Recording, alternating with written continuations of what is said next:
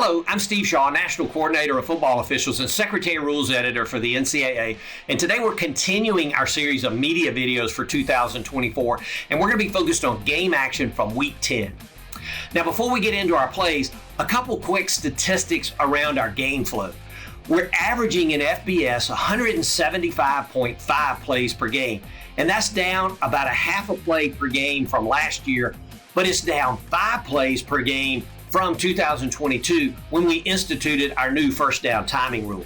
But even though plays per game are slightly down, scoring is up. We're averaging 56.9 points per game, and that's up right at a point from last year. Now, game time is averaging 3 hours and 20 minutes, and that's right between our last 2 years average. But plays are down, scoring is up. That's something our rules committee is continuing to look at and trying to understand all the drivers of those statistics. So with that, let's get on into our plays. Our first play this week, the offense lines up at the 8 with 4th down. Their line to gain is the 2-yard line, and they're going to attempt to kick a field goal. Now, the kick is good, but we're going to get a flag from our center judge on the play. And as we go back and take a look at the action of number 15 on the defense, we see that he moves forward to try to block the kick, and really 2 potential rules come into play here. First, no defensive player in an attempt to gain an advantage may step, jump, or stand on an opponent. And that's a personal foul for leverage, and that's what was called here. But also, if the player is aligned more than 1 yard from the line of scrimmage, and 15 was here, they may not move forward to try to block the kick by leaping into the plane above the frame of the body of an opponent. So number 15, really, he did both, but it was a correct call for leverage. But it could have been a call for leaping as well. Now, the kicking team on the play, they can keep the 3 points and enforce the penalty on the succeeding kickoff, or they can accept the penalty, which they did here. It's half the distance to the goal, so we move the ball to the 4. But even though it's short of the line to gain, the penalty carries an automatic first down, so it's 1st and goal for the offense at the 4.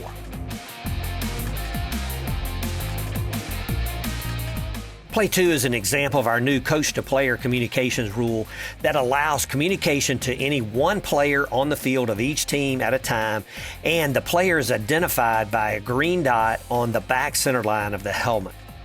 Now, this sometimes requires active helmet management for teams, and as we look at this play, we're going to see number 10, he's the primary quarterback, and he has the green dot helmet, but they're going to substitute into the backfield number 7, who is the backup quarterback.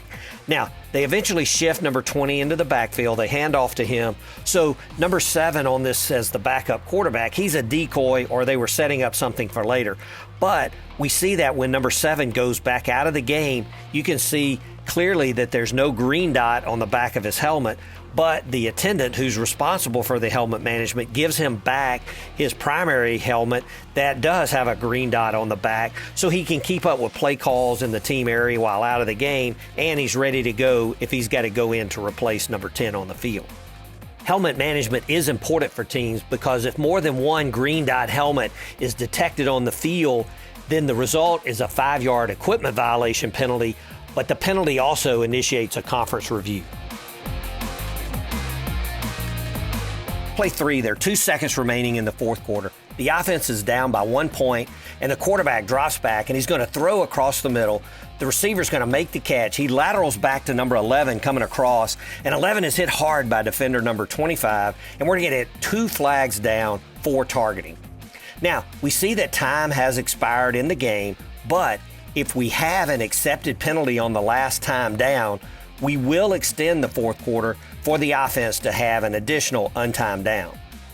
Now, like any other targeting, replay is going to go in and take a look at this. They got to confirm all aspects. So the first aspect, number 11 here, is considered a defenseless receiver. Even though the pass that he's catching is a backward pass, the receiver, by completing the catch, he does not have time to protect himself, and he's not yet transitioned to a ball carrier, so he is defenseless.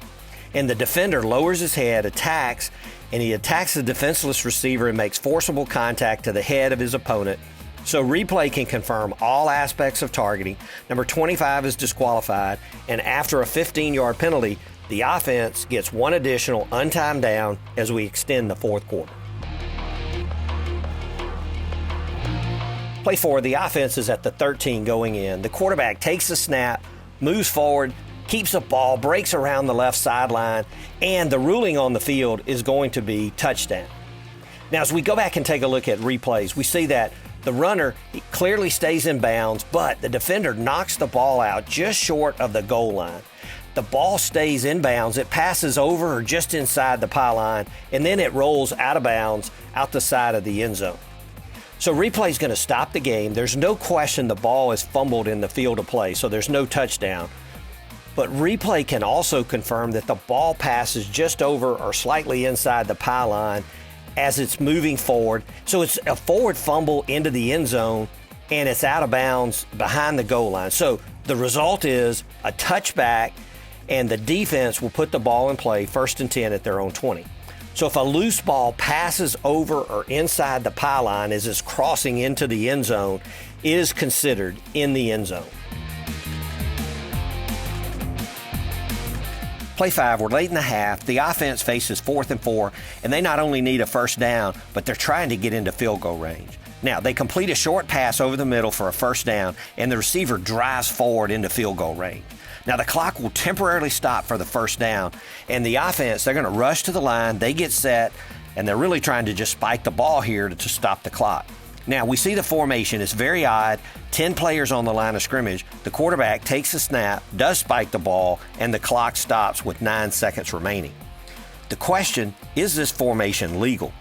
And as we look at the formation, by rule, the offense to be legal, they must have at least 5 players on the line, 50 to 79, which they have here, and they can have no more than 4 backs, and that's the key to the requirement. There's only 1 back and 10 on the line, so the formation is legal with the caveat that only the end man on the line of scrimmage would be eligible, assuming he has an eligible number. So as we look at the top of the formation, only the end man would be an eligible receiver. The bottom side of the formation, the end man is a tackle without an eligible number, so he's not eligible. But if they get set just to spike the ball, there are no issues with this formation. Our last play this week is a 2-play vignette concerning the goal line pylon. Now, in our first play, the receiver, he makes a great shoestring catch, heads for the goal line, dives with the ball outstretched. He keeps firm control and touches the pylon with the ball. The pylon, remember, is in the end zone, so this is a touchdown. Now, the second play of the vignette, the runner breaks down the sideline, heads for the goal line, and he hits the pylon, and the ruling on the field is going to be just short of the goal line. And as we look from the end zone angle, we see that the runner, he clearly stays in bounds. His right foot is going to hit the pylon. And we know that the pylon is in the end zone, but the play is dead the moment the ball carrier touches his pylon. He does get goal line extended by touching the pylon, but it's critical we see the location of the ball the instant the runner touches the pylon, because it's a dead ball at that point.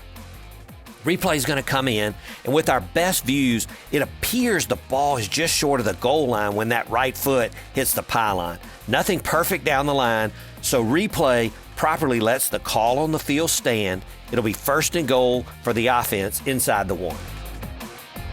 Well, that's it for our plays this week. Thanks for watching, and we hope these videos continue to be helpful. And please feel free to comment, as that helps direct our future videos. Best of luck to all this weekend.